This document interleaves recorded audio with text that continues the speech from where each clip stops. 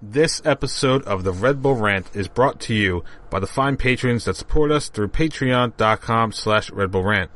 You can support us for the low price of $1 a month, and you can get exclusive content, including a monthly wrap-up for the New York Red Bulls. We want to send a special shout-out to our patrons who support us at $5 a month. That is our producer-level reward. Thank you to Jeremiah Dempster and William Martin. Now, on to the show. The Red Bull Rant is a free-flowing conversation amongst three lifelong wackos that may contain adult language. Listener discretion is advised.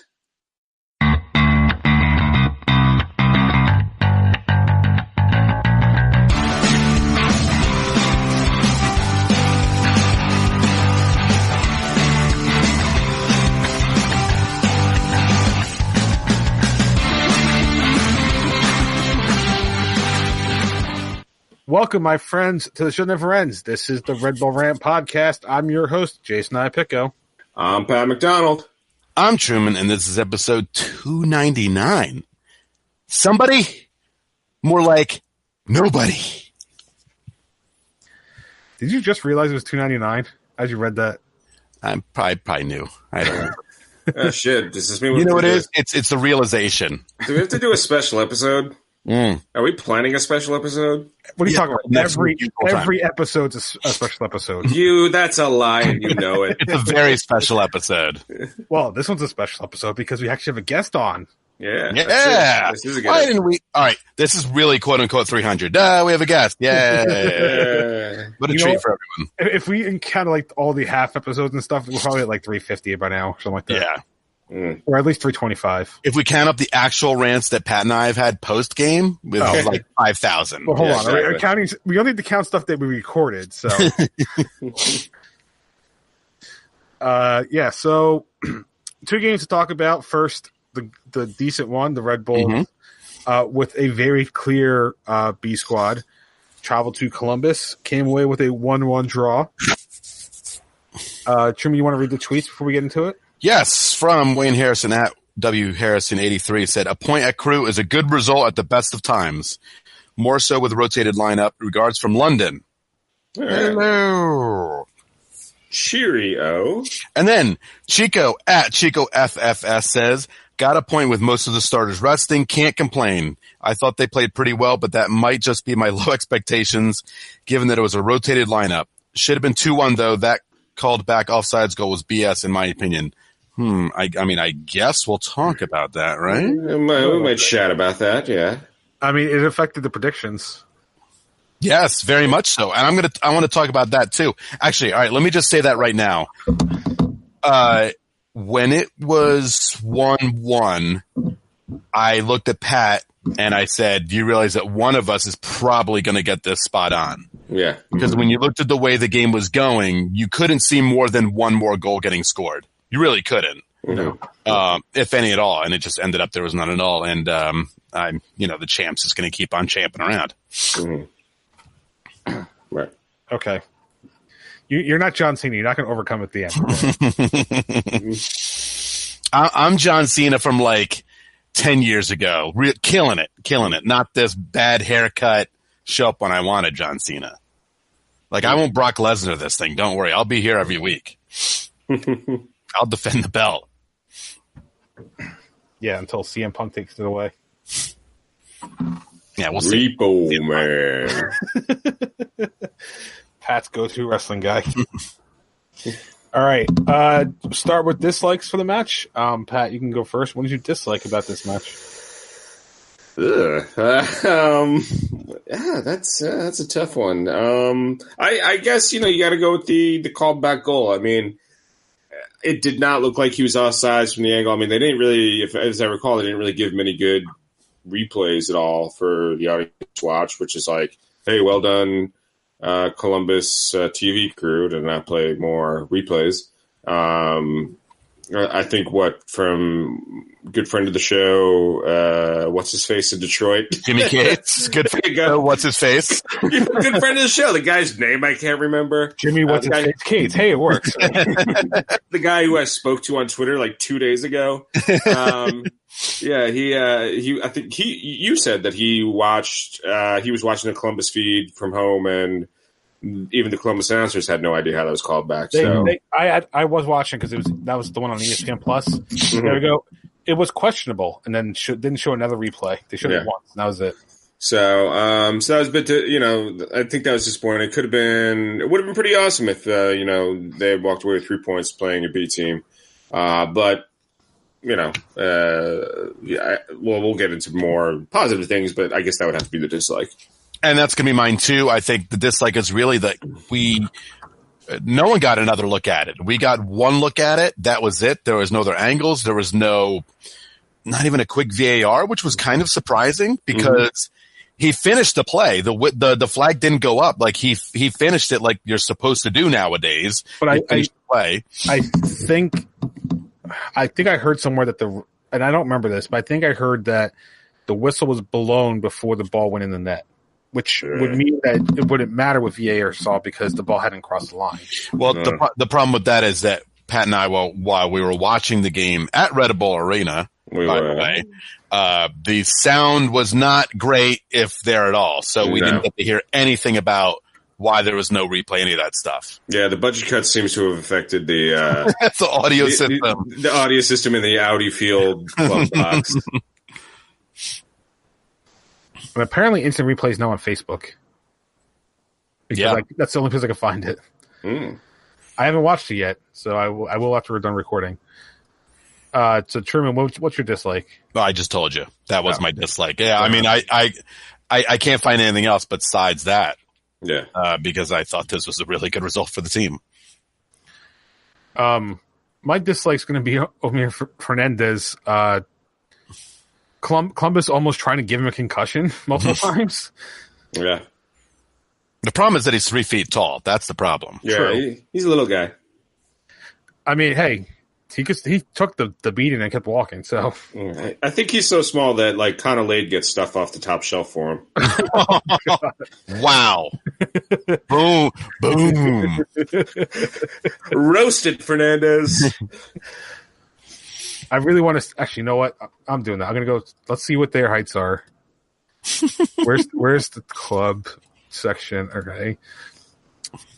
Height. Oh, I could sort by. Oh, wow! They can allow you to sort by height now. So there you go. Let's see. Connor Lade is 5'7". That's a lie. I don't believe that. Omir Fernandez comes in at 5'9". These are WWE stats right here. I don't believe any of it. My mother is 5'7". She was not as short as Connor Lade was to me. Yeah, that time I met him. Lies. Yeah. All right. So likes. Truman, what did you like the most about this one? I liked that it was a B squad, and I thought they played their asses off. They were honestly the better team on the road. Much better team. I think the only other thing I can really get mad about is I thought the set pieces were kind of shaky, but aside from that, to roll these guys out in a place where they haven't won in a million years, I think getting that draw is awesome. What a great way to start the year, honestly.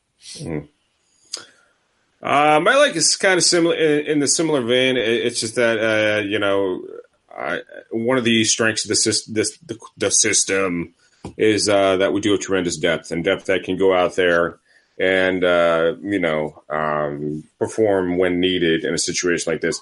I think there's very, very, very few teams in this league that could put out a lineup like that and win.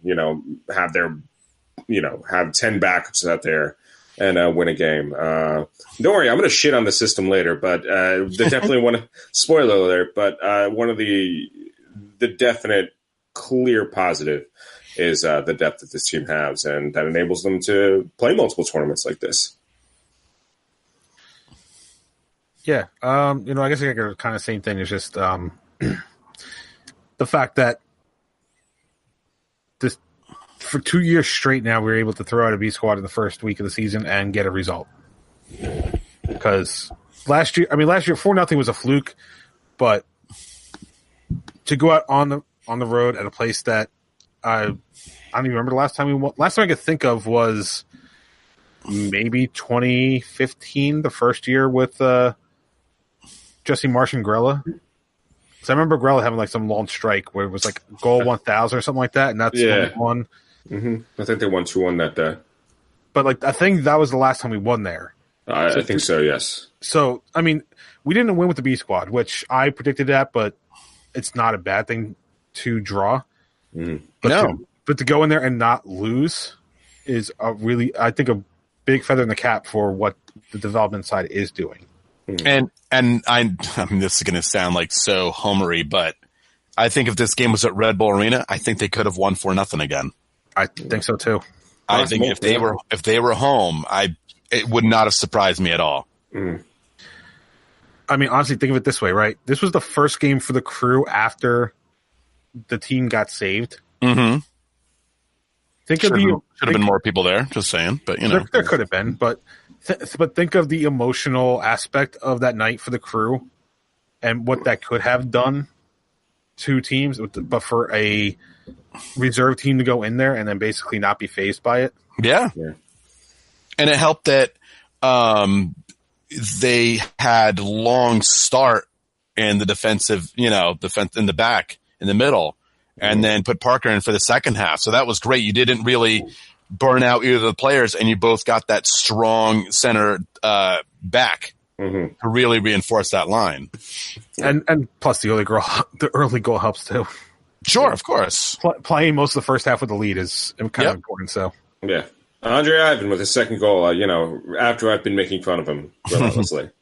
But what was I going to say? First MLS goal, by the way. Yes, first MLS goal. Second goal in 2 games. Just a little tease for our interview coming up. Matt Doyle will tell you what he thinks might have pushed him over an edge for a win in Columbus. So pay attention for that. And on top of that, a friend of mine from high school, I guess, was there at the game. He lives in Columbus now. He was there with his wife and 2 kids. And they're like, first Crew game ever. And I was like, go Red Bulls, fuck your Crew. I remember me. I am pretty pumped to see a Columbus-Cincinnati rivalry. That should be fun. I do like it when they can put a team very close to another team because, I mean, come on. I know it's going to be fun. It's not going to be New York fun, but I definitely like the idea of the new kid in town with just the haggard, angry old man, and this is my grass. You stay off my lawn. I'm really looking forward to that, and I hope that. I mean, that's gonna pack Crew Stadium, or whatever, Map Free Stadium, whatever it's called now, because Cincinnati going to bring a lot of people up there. Yeah. It should be interesting, and whatever the current ownership is doing. I mean, it was opening game of the season. It seems like they do have a greater interest in that team, and to the point that. Hey, Red Bulls, maybe you should send some people over there and see what they're doing. Because I don't know if I don't think the CCL is necessarily a great indicator of what our attendance is going to look like this year, but I'm not all that hopeful it's going to be better than last year. So, real quick side jag. What do you guys think of the quote "Hell is real" derby? Huh? That's the name for. That's the already given name for the derby between Cincinnati and Cleveland. Hell is real. Columbus. Yep, hell is real. That's the already named for the derby. Well, what? I think it's a good idea because we need to let all the people out there who don't believe in Jesus the hell's real, and if they don't start believing in Jesus, they're just not going to get to heaven. I assume that's why they named the derby that way for sure. Apparently it started back during 2017 or whenever they faced each other in the Open Cup. So there's some kind of manner of history to it, I guess. Yeah, but seriously, it's not even a fun sounding thing. It doesn't sound fun. It's dumb. What they need is they got to go college football and come up with a bucket or a barrel or a shovel. That's going to be on the line. That's good Ohio college football. Say, what's the most Ohio thing that you could do? Western. Oh God, it's the Bill Mason Jarby. A bronzed rubber tire. There you go. There Perfect. You go. That's Ohio for you. So yeah, according to that's everybodywiki.com, it was one match, and for some reason it was called the Hell Is Real match. I don't know. Cool. I don't know. That sounds dumb. I don't even know what you would call like what a better name would be between those two. Anything but that. We're probably not the ones to ask. Loser stays in Ohio. Now, I've been to Columbus a few times, but can't say much about it. All right, let's move on. So we're going to save afterthoughts. Next match, Red Bull's host is Santos Laguna, PCL, and managed to come away with a 2-0 loss. Yay! Which is good. Which is good news if you want to see a all up, balls to the wall. Red Bull's on the road to Mexico. Yeah. So we got tweets in the email. Of course we did.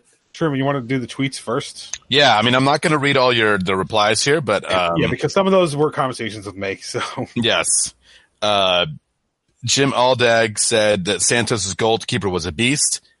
I mean, I guess he made whatever couple good saves. I mean, there was a few one that he definitely. I see that. I think that he was gifted. I give them no credit, Jim. None. It's a Choice FC at Mucho Trabejo says, we got rocked. Here we go. We got rocked in an important preseason game. Let's hope we get better during the regular season. And I call this Pat the fire. Hey, I think the CCL is important. It's the Open Cup that's not important. Although, to be fair, anybody who says it's not important because 3,000 people showed up, I can't argue with you. Yeah.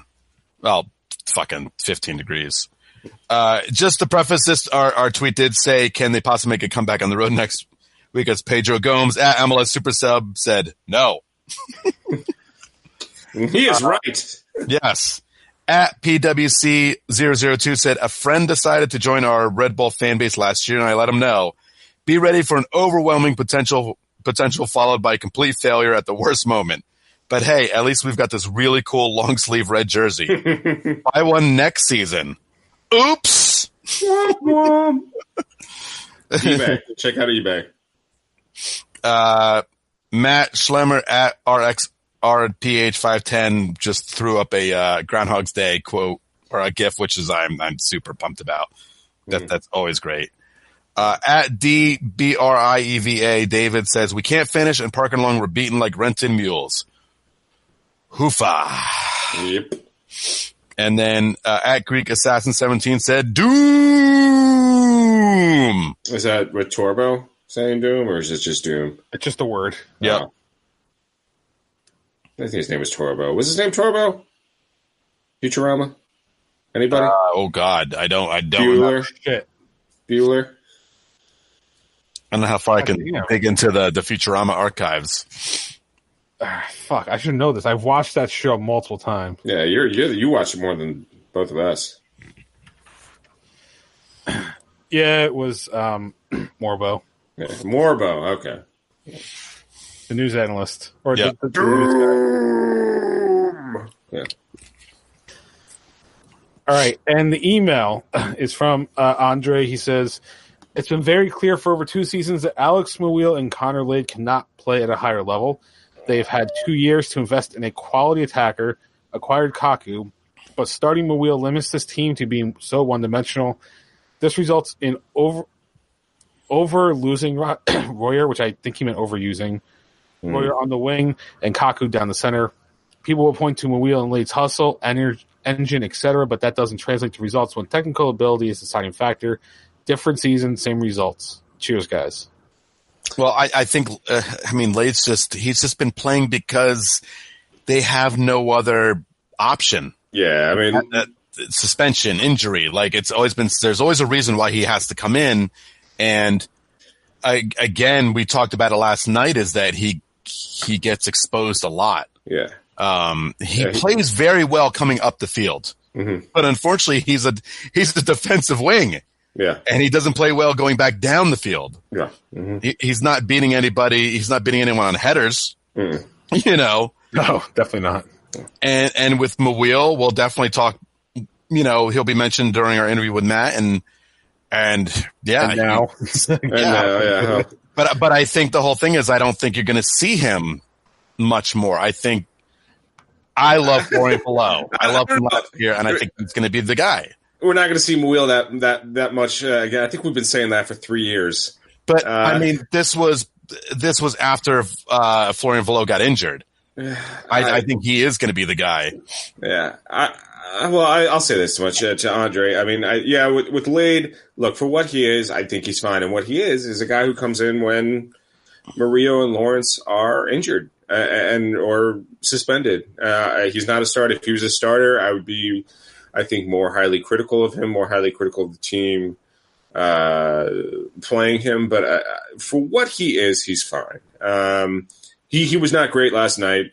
He on the second goal, he did not have the best angle. He kind of left that centering pass wide open. So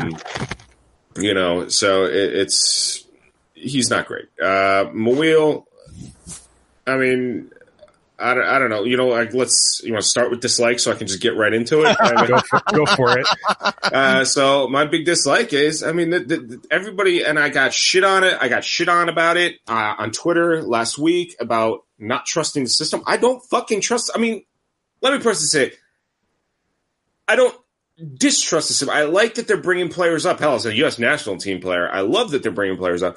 But this idea that they can just fill holes with guys from the academy, it's foolish. It's absolutely foolish. And the fact that they have not spent a third DP on an attacking right wing, when that has been a problem now for, I think you said 2 seasons.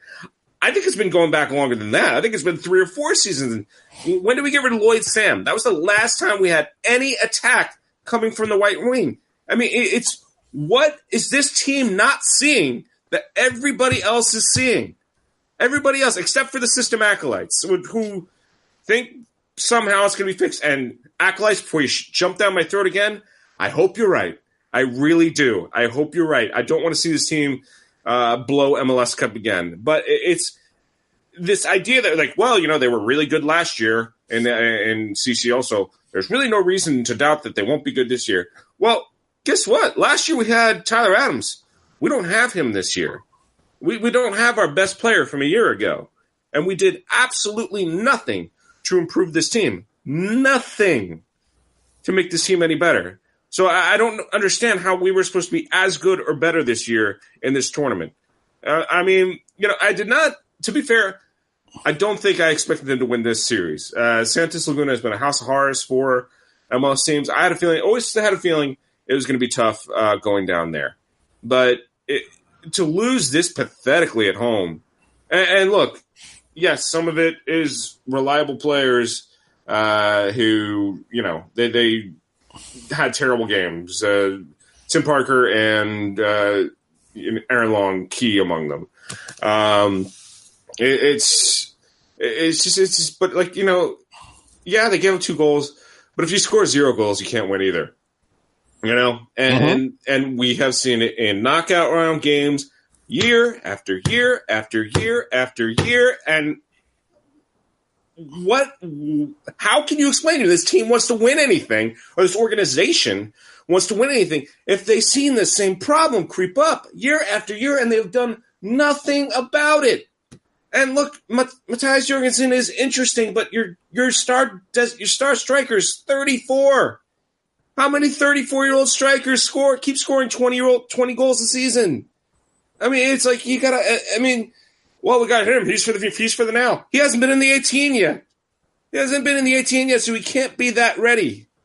It's just. I used to be so positive about this team. I used to be optimistic. It was wonderful.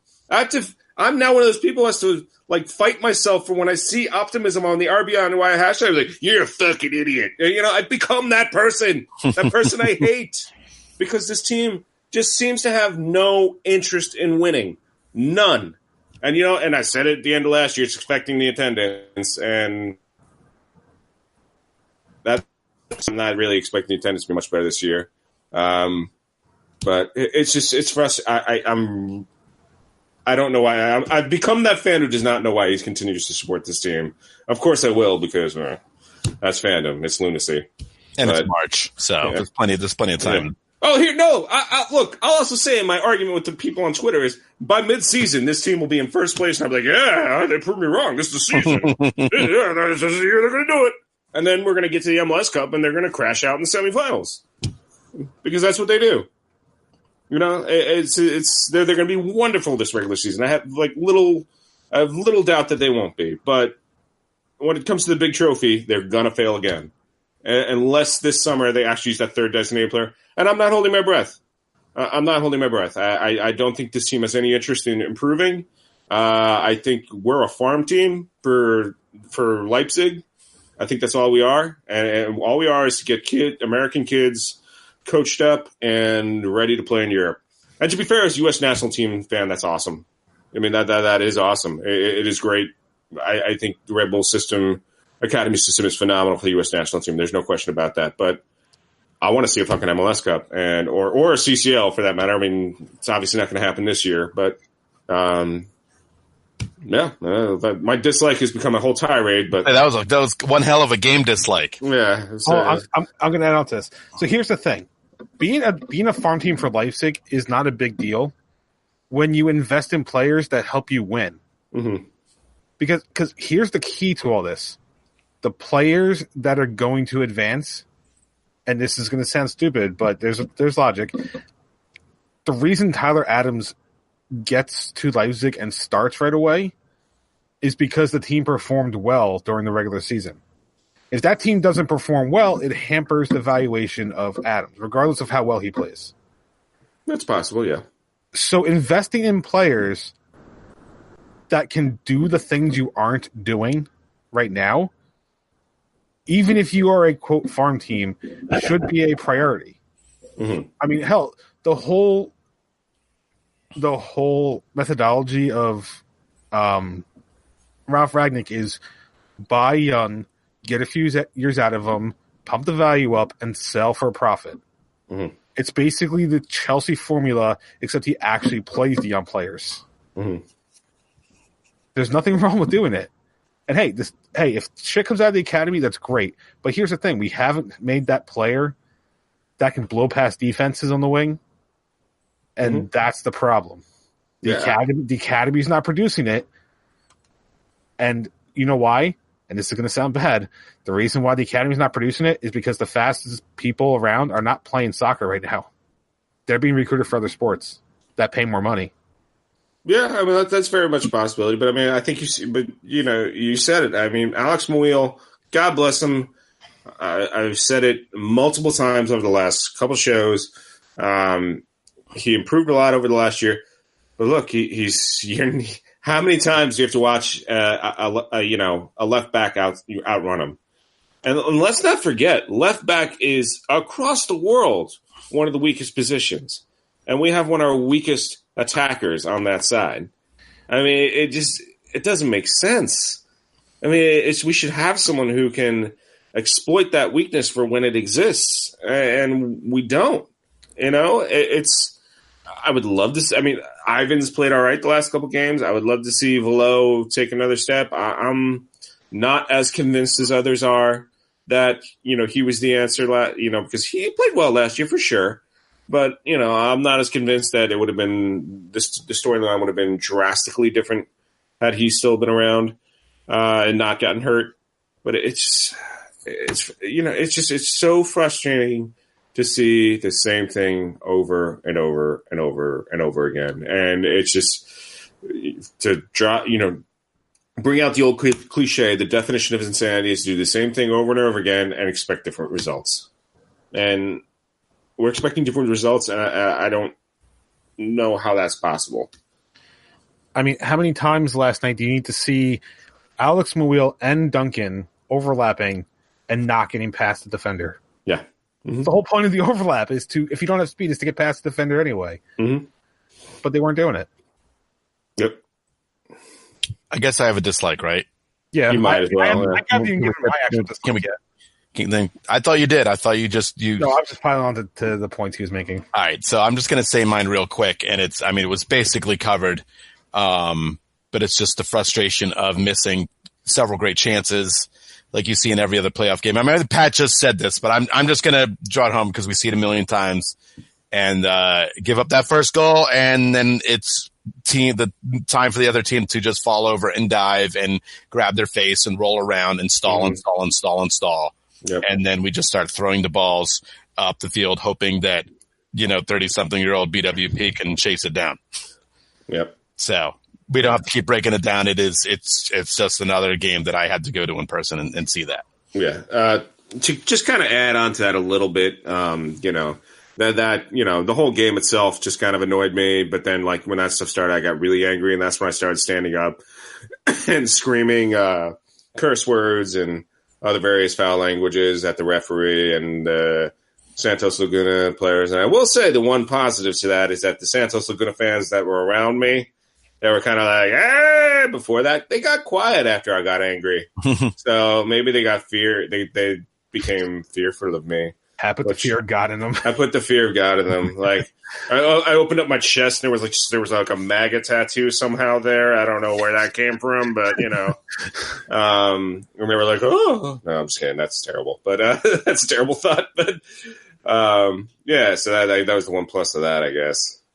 But it was, again, I'm so sick of CONCACAF diving for sure.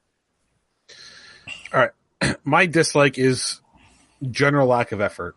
The 2 goals came down to lack of effort in the end. I mean, yeah, Aaron Long kind of got faked out, but that pass should have been challenged. Mm-hmm. The shot ultimately should have been challenged. The lead up to second goal should have been challenged. Everything. Like, the 2 times that Santos scored, nobody was closing down either the pass or the actual shot. Yeah. And then on the offensive side, why the fuck do I need to see Bradley Wright Phillips sitting there on the side of the penalty box trying to be playmaker? Mm. He's the fucking forward. He's not a possession forward. He's a target guy. We've known this. Yeah. But when he gets frustrated to the point that he has to go to that part of the field to finally get the ball inside to the box, there's a problem. Yeah. Yeah, that's the one thing that sucks. Like, Thierry Henry, when he no longer was able to really be that pure striker, I mean, he had so much skill that he was able to become a winger. I mean, if as I recall, his last season, he was kind of a left winger for us. I'm not sure BWP has that, skill set. Can we give it like 2 months into the season? Can we please? I'm calling the season now. I'm calling the season now. Listen, it is over. I'm not saying the season's over. They played one league game and none of these guys were in it. The season is over, Truman. 2 of the guys were in the league. It's so bad. I am retiring from the show after today. I'm selling my season tickets. But I'm just saying. I don't think he has that extra gear. It's and I am definitely worried that the wheels are going to come off at 34. I don't think that's irrational to think that the wheels are going to come off, possibly going to come off at 34. But to echo what you were saying to begin with, defensive effort, yes, there was. Long was horribly faked out in the first goal. Second goal, Lade took a kind of a lousy angle. Duncan failed to track. Parker also kind of failed the track, and Long, he could have done better to get in the way of that shot. It was awful all around. But my point with Ray Phillips is, don't get me wrong, like, he's gotten more assists for a bit, but part of that was the assists were coming from him being in the center of the field. It's not like he was drifting all the way to the sideline to make those assists. That's my point. It's that getting the ball in was so bad he had to drift to the sidelines last night.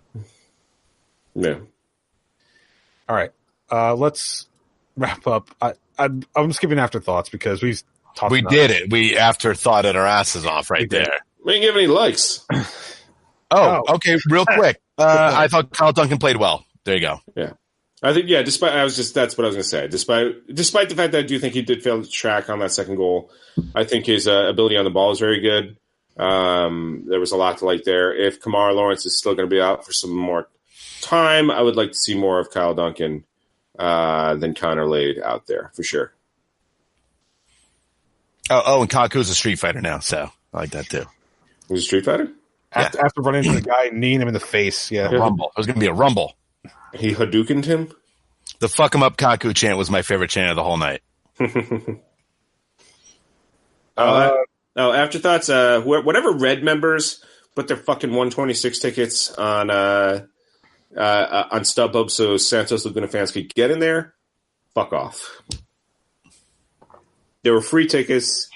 Just eat the fucking. Don't sell them to Santos Laguna fans. Just eat the. Yeah. Like that annoys me. That annoys me when we sell our tickets to the opposing fans. I mean, it'd be one thing if they paid for a ticket and they're money back. I'd still be mad, but at least there's a rationale for it. There's a rationale. There's just I'm going to make profit and sell it to the enemy. Fuck you. All right. So other MLS CCL results. Houston lost 2-0 to Tigres at home. That honestly wasn't really much of a shocker. I mean, Tigres was kind of a favorite to win that series. Yeah, definitely better than Houston is, for sure. Yeah. I think the shock is the fact there was only 2 goals. Independiente is playing Independiente is playing Sporting Kansas City right now, and that's still 0-0 in the 32nd minute. I think SKC is playing a B team. I don't recognize a lot of these names. I don't know. I see Zuzi on the field, so. Was Zuzi on there? I didn't see Zuzi. Yeah. Beasler I saw. I didn't see Zuzi. Zuzi's got a haircut, though. Yeah. And tonight Monterrey is hosting Atlanta, which should be interesting. Yeah. Prediction contest. Truman got the Columbus game right, so 3 points. Pat and I are at 0. Look at that! Look at that lead, guys. Come on, whatever. Come get some. Like you said, it was only 1 week in the year, Truman. Cuts both ways. All right. Anyway, we're going to take a break. When we come back, we're going to have on with us from MLSsoccer.com, Matt Doyle. We'll be back with more Red Bull Rant right after this.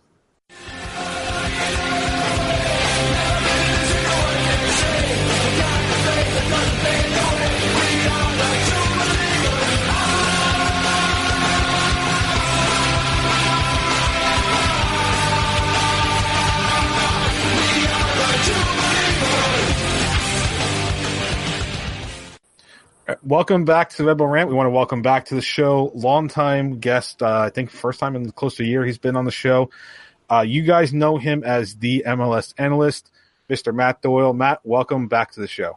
Gentlemen, it's like an annual tradition. It's good to be back. That's right. Just unfortunately, we couldn't do this 1 week sooner.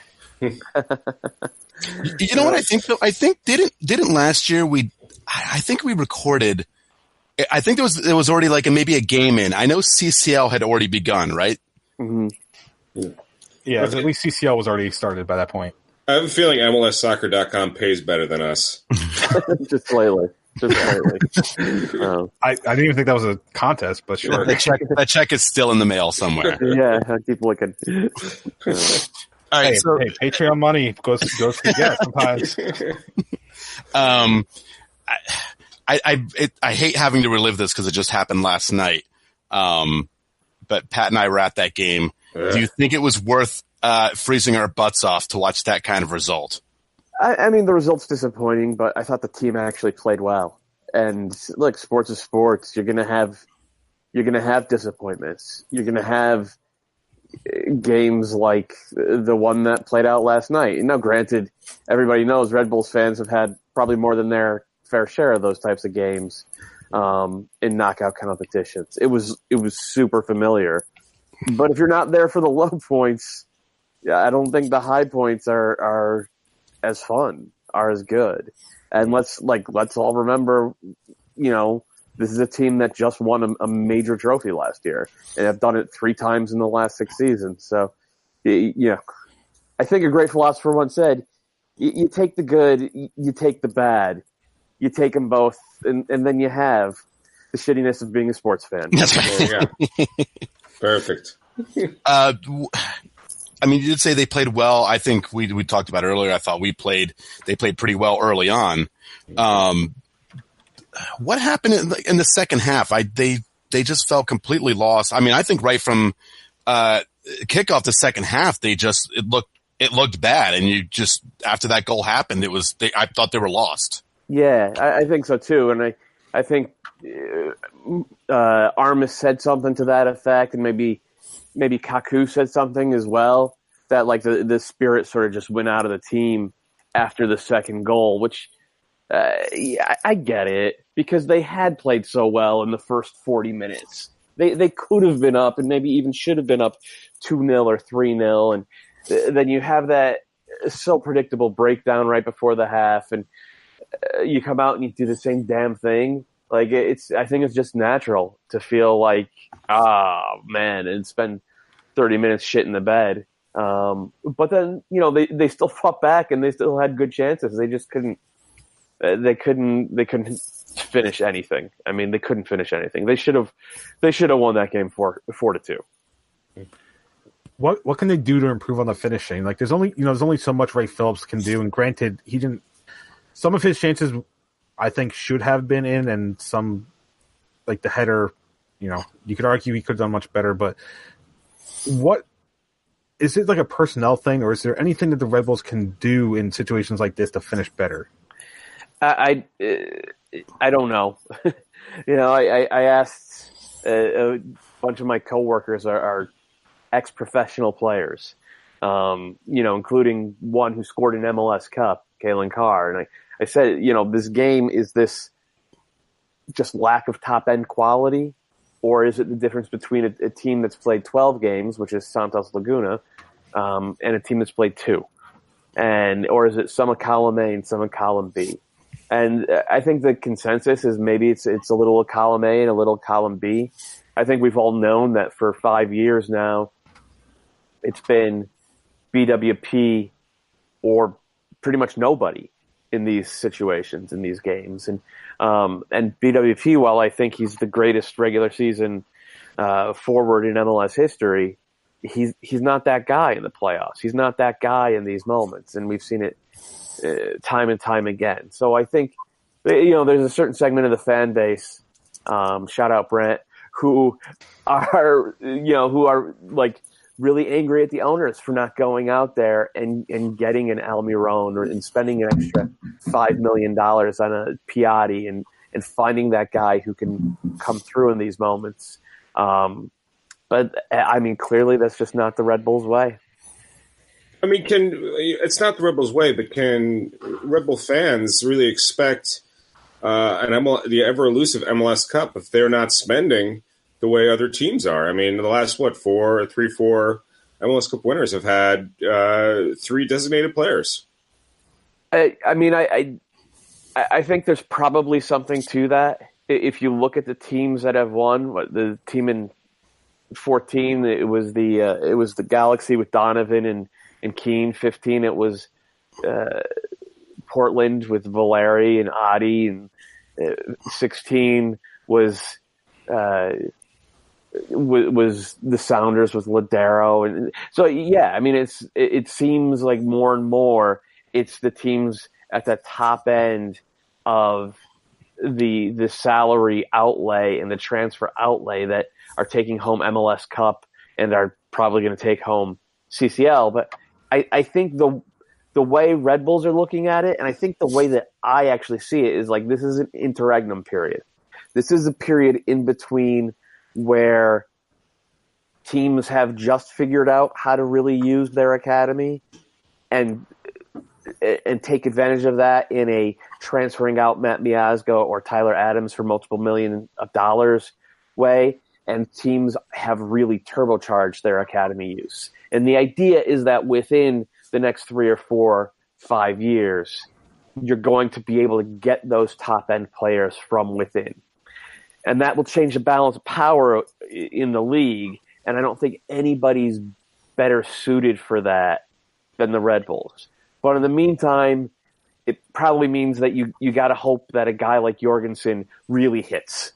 Like they spent $2 million on him, and you got to hope that it turns out this kid is, a $15 million transfer out waiting to happen. You better hope that Omer Fernandez really hits. He was kind of an afterthought in the academy until he really blew up at Wake Forest. And the hope is that his improvement curve, rockets upward. But at the same time, it does, we're not at that stage yet.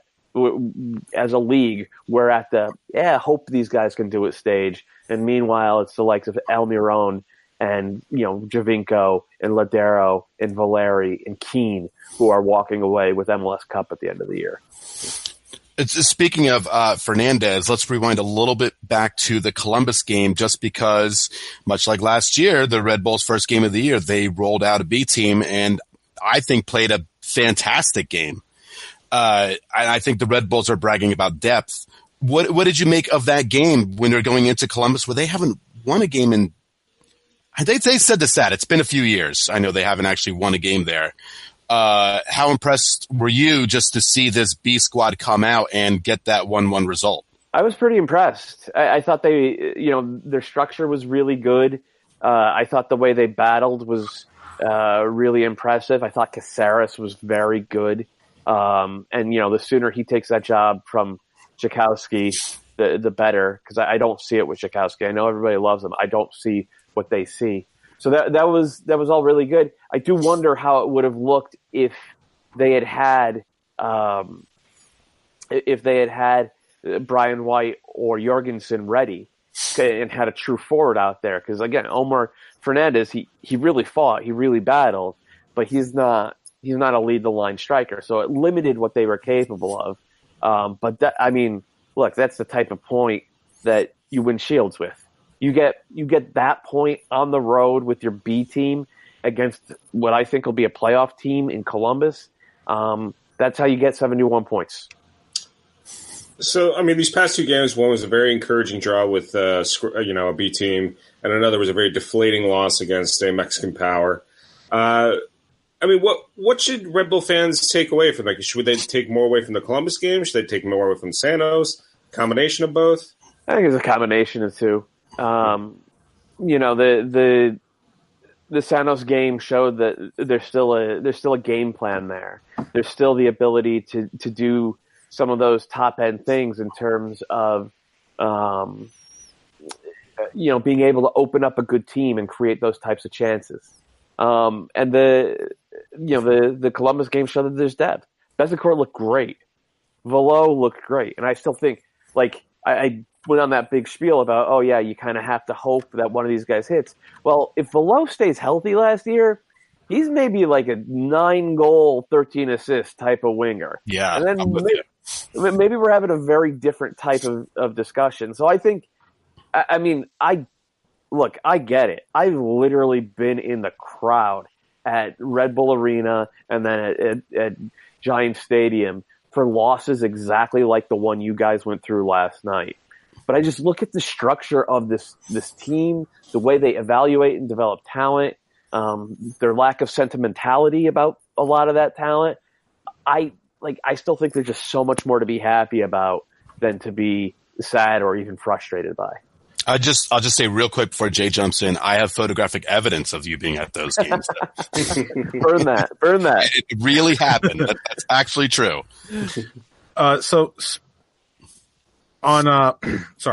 Next week the Red Bulls are traveling down to Mexico for the second leg. They're down 2-0, 2 road goals on top of that. What is one thing? What is one thing that the Red Bulls would need to do? And obviously score goals is that thing, but what's the one thing that's not scoring goals that the Red Bulls will need to do next week on the road? I think they go out and play the same way. The first 45 minutes, I'm not going to say there was only one team on the field, but it was clear who the better team was. And I think, I do think Chris Armas made a little mistake. And he said in the post game, we know Santos, they don't really bring their backs up in transition. In fact, they drop them really deep and they create all this room to play in. And it's like, I saw the exact same game that you did. And he, then went on to say, it allows us space to play, and get on the ball and knock it around a little bit. And I'm thinking, that makes sense. Why, given all of that, is Alex Mouille starting? Alex Mouille is a really good player if you're going balls to the wall, crank that press up to 11 and just make it demolition derby. He's invaluable. But in any other situation, I would take Velo, even at 70% health. I would take Omer Fernandez, even if he's, still a kid who's played 2 professional games. I would take Andres even from the start, or Ivan, however the hell you say his name. Just get one more guy out there who can make a play with the ball. And I'm hoping that's what we see in the second leg. And I'm actually really looking forward to seeing this team play completely free, uninhibited soccer, and just you know what, we have nothing left to lose, so we might as well just go out there and play our asses off. And it's better to lose 5-4 than it is. There's no difference between losing 5-4 than there is losing 6-0. There just isn't. Mm-hmm. All right, so I know Pat wants to talk about America. But before we do that, we did our little bit of a season preview last week. I think the 3 of us all said that the Red Bulls definitely could finish in the top 1 or 2 in the Eastern Conference. My question is, where do you see the Red Bulls in the Eastern Conference? And then I want you to give me 2 teams in the whole league, one team that's going to go way up and one team that's going to go way down. For the first part, this is still a top 3 team in the league. I think top 5 at worst. Does that answer the question, or do you need more? No, that's perfect. We talked about it last week, and I'm with you. I don't think much has changed from last year's team, but there's no reason why they shouldn't still be a top team. Yeah, I still think this is a really good team. I don't think Aaron Long is going to play that poorly again all year. That was literally the worst game I've seen him play for the Red Bulls. Mm-hmm. I think it's fine. And then the second question was, you want one team that's going to go way up and one team that's going to go way down? Yes. I don't know if there's a way up team. The Galaxy and Montreal just missed the playoffs last year. Both are going to be playoff teams again. But, I guess maybe the Fire, right? The Fire were only on 32 points last year, but they have a lot more talent in the attack this season. Mihailovic is back and healthy and looks good. The guy Frankowski, he's not the most clinical guy in the world. He's a little bit like Dane Richards. He's got a lot of speed, but he doesn't finish plays off. But that's still a weapon if you surround him with guys like Nikolic and Mihailovic and obviously Schweinsteiger. And the defense looked decent, I thought, for the first 60 minutes against LA. And when you have that much firepower, a decent defense is probably enough. As for way down, I'm loath to say it because they really do have a lot of talent, but it's probably NYCFC.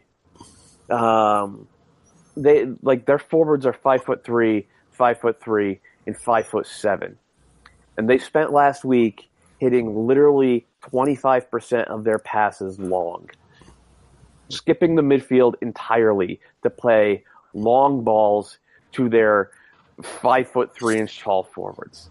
This is not a well-coached team. It's just not a well-coached team.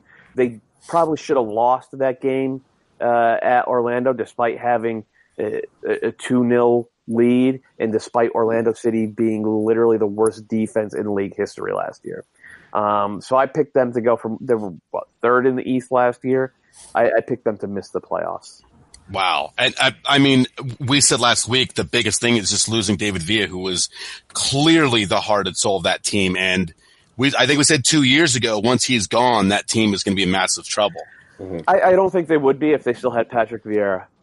I think Vieira is a great coach. Jesse Marsch obviously had his number in every conceivable way, and Vieira's dogmatism about play and possession cost him some embarrassing results. But he is a great coach. Mm-hmm.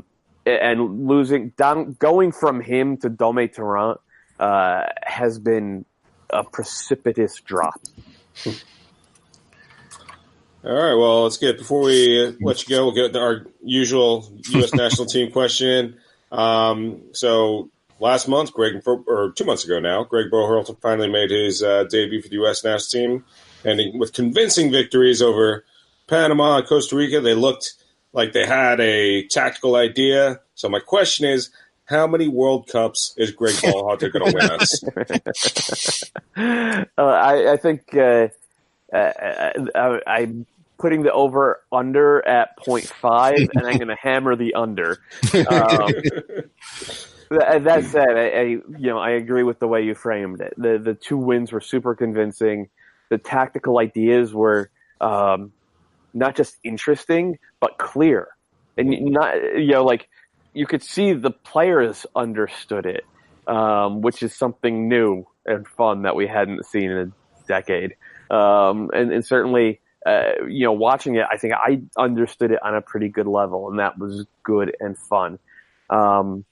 And I think, I don't say everybody, but people think of players as dumb jocks, right? Like they're just guys who go out there and kick a ball and they work on their bodies and that's it. And like most of them aren't. Most of these guys really want to be coached. Most of these guys really, really, really want to have like an intense film session and like really clear directives and delineation of responsibilities, and let's go down your decision tree, and then they go out on the field.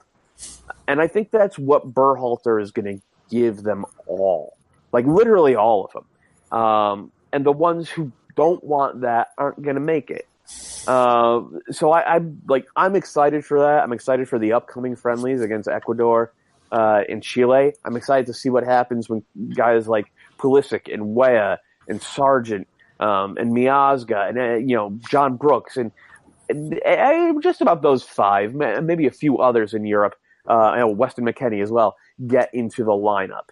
Like I'm really looking forward to it for the first time in a long time, and it feels good because I freaking hated the Klinsmann years. I freaking hated them. And watching, and like I thought Bruce was going to simplify and do things right. Bruce was so stupid with that 4-1-3-2 that left the central midfield exposed. Mm-hmm. It was so disappointing. And to see that we have the exact opposite of that, like I'm on board. I'm on board with that, and I'm looking forward to it. And then every time I talk myself into it like that, I think about the fact that Greg Berhalter gave Pedro Santos $750,000 to play soccer, and I get depressed all over again. Sounds like a real Red Bulls fan. All right, so one more very, very quick question before we let you go. How many months do you think it's going to be before that David Beckham statue accidentally falls over and you see Landon Donovan's footprints around it? I think Landon is going to stay away for at least a little while, at least until his indoor soccer career is done.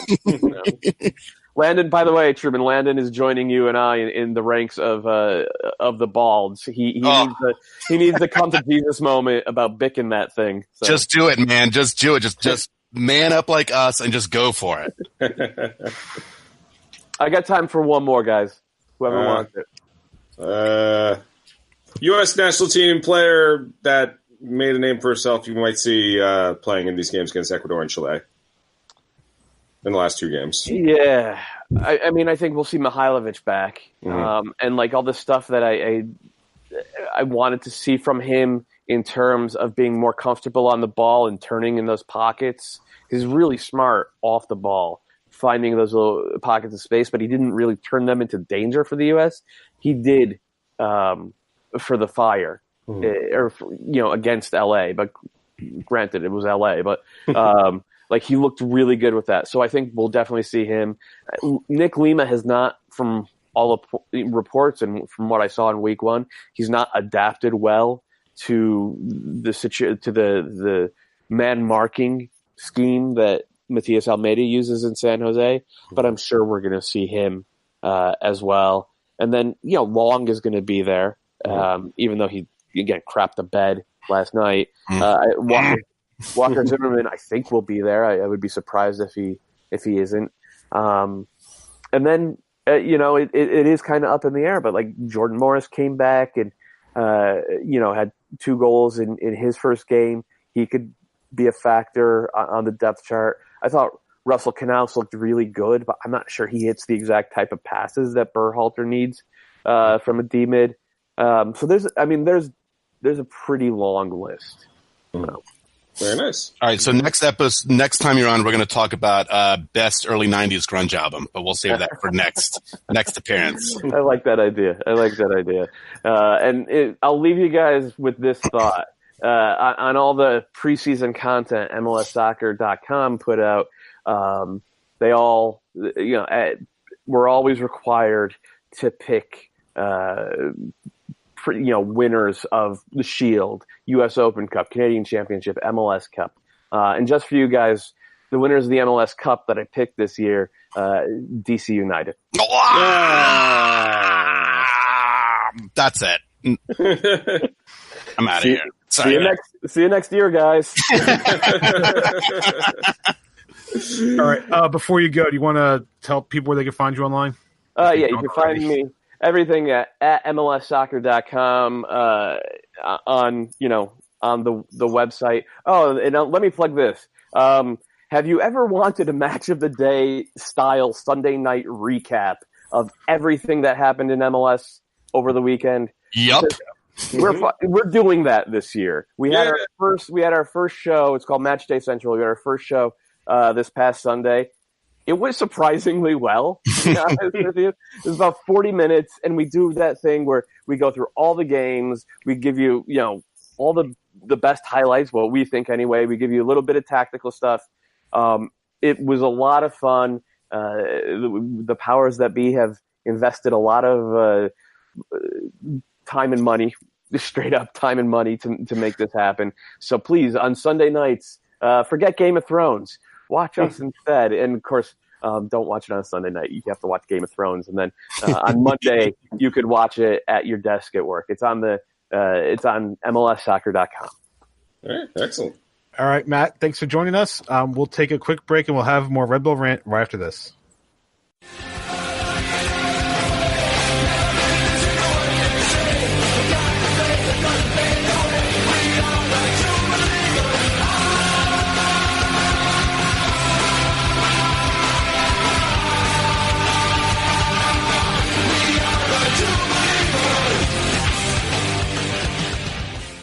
Welcome back to Red Bull Rant. Once again, I want to thank Matt Doyle for coming on the show.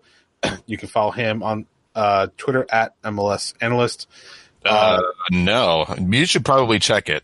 Yeah, definitely not that anymore. 6. When did that happen? A while ago. It's quite a long time ago. Oh, Jesus Christ. Okay. At Matt Doyle 76. I don't know why I thought it was at MLS Analyst. Because you live in the old days, man. Everything else is. All right. So the only match the Red Bulls have coming up right now is the return leg of the CCL. They'll be playing at Santos next Tuesday, March 12th at, let me double check the Red Bull schedule, 9 p.m. Eastern. Don't trust Google because they're saying 10. It's daylight savings is coming up. That might be why. So I think it is 10. So something's just it's fucked up. Hour ahead. All right, we'll figure it out. But CCL is always 8 and 10. Yeah, so it might be 8 o'clock, and it's just because daylight savings hasn't happened yet. That's why. Yeah, it's this weekend. Yeah, so it could be. Yeah. So if you're watching English soccer, make sure to take account for the fact that England doesn't trip over this week yet. Yeah, England. I think they have another few weeks. Bloody hell. Means you can sleep in an extra hour for English Premier League. No, you actually have to get up earlier, right? Because we're going ahead. Yeah, so what was 7:30 will now be 8:30. No, will now be 8:30. Shit, my sense of that time is all screwed up. Anyway, so Yahoo Sports, only place you can watch it. No predictions, but what do you guys think is going to happen on Tuesday? They're going to lose. We're going to move on. Yeah. Do the Red Bulls get any goals? Yes. No. Whoa. I say they get one. Nah. I think Santos packs it in. Maybe Santos pushes for the early goal or two. We don't deal with the altitude, and I mean, come on, look, how many times do we have to watch when a team boxes it in, a really good team boxes it in, and we need offensive creativity, and we don't have it. I say no goals. I say we lose the series 3 or 4-0 on aggregate. Sherman, any thoughts? No, we're going to lose, but I think we're going to score. I think Bradley's going to score. I hope he scores. He can Yeah. use it. Yeah. And then Ivan scores 5 and we win. What's the chances of Red Bull getting a red card at some point? Straight red? Or double yellow, either one. I don't know. I don't think there's a great chance of that happening. Think Mario could do it. He already got suspended once. Play. Yeah, well. Oh my god, fucking Kansas City. Any other thoughts on this one, or just move on? I'm with Truman. I hope Ivan gets the Clint Mathis Award and scores 5. All right, so if that's it, I talked about this one last week, but New York Red Bulls 2 open their season this weekend, March 9th against Swope Park Rangers, 1 p.m. At Montclair State. And Sky Blue is still a month off. We got a ways. Yeah. And they've stayed out of the news at least recently. Yep. All right. Then that makes it time for the dumping ground. I'm the trash man. Anything else you guys want to discuss that we haven't yet? Yeah, wasn't there something you shared just the other day that was interesting? I shared it today, actually. You're right. Today? Maybe not today. As I said, hey, we should discuss that on the show. So MLS has told teams not to extend. That's right. Their local TV rights past 2020. The idea being that, or the suggestions are that MLS is going to try to bundle the national and local TV rights into some package deal starting, I guess, in 2023. Not sure how it's going to work, but what do you guys think of the idea of the league at the same time, everybody stopping their local TV deals? I mean, DC's already gone that way, right? LA, it's already in the YouTube universe. Mm-hmm. I'm just going to sound like an old man, but I like having local TV deals because it's better chance for eyes that don't watch the game to maybe actually catch a game or two. End up being generous because I didn't really think people who don't follow the game are going to just tune into MSG all of a sudden. Yeah. But I don't know. I'm a fuddy-duddy. So I like my old school cable deals. I get worried when a league tries something this new without giving us like an actual idea of what the plan is. They're just saying, we're going to come up with something. Yeah. They don't have it in place yet, but they're coming up with something. I mean, they got 4 seasons. Yeah. Right. Yeah. And, you know, this is all speculation and rumor from behind the scenes. So, I mean, they could have a more detailed plan that they certainly haven't released. I'm mixed on it. I mean, I do think MLS is a fan base that skews young, and thus is, you know, fairly savvy with streaming, which is obviously where this would have to go. I mean, I don't think it'll be a national TV deal where you get the whatever the channel in the 1500s that's like the spillover. It certainly had to be streaming. I'm a bit more used to streaming than I used to be, especially when it gets warm, when I do my outdoor grilling fun times and I watch the games. You know, so I would be okay with it. And, you know, and I think, but at the same time, if it comes to the point where then you have to pay to watch your local team, that could become problematic. I mean, you're already technically paying by. Yeah, I mean, yeah, you're paying for cable, but you know, no one wants another fucking bill, you know, right, every month, because how many services are we all already paying for? Right, and unless you know, unless they go with ESPN, and for those of us who are diehards and already have ESPN Plus, right, it's like it's not much of a difference. Or if it could be look, which I heard NFL might be going some way, a pay-per-view per game, like, Nope. $5 a game or whatever, NFL can do it. We can't. What? NFL can do that. We cannot. Are you just saying MLS would never survive on a pay per game basis? Okay, yeah. I mean, okay, if you're going from that standpoint, that's a possibility. But I'm just saying, for those of us who would actually be willing to pay for it and just didn't want the whole package. But I think to an extent, I think Truman is right. It's tough to get people to try something out if they have to pay for it. It's much easier if you can at least get a freebie or something. Well, here's the thing. It's easy. It's hard to get them to try something out if it's something new. Yeah. If it's like, a few years ago, the NFL was rumored to be going to the YouTube over DirecTV. Mm-hmm. If MLS took that approach, it's like, hey, you're already using YouTube for stuff, right? If you stream things, you're already using YouTube for some things. Mm-hmm. What's worse than throwing a few more buck Google's way for games on YouTube? Right. Mm-hmm.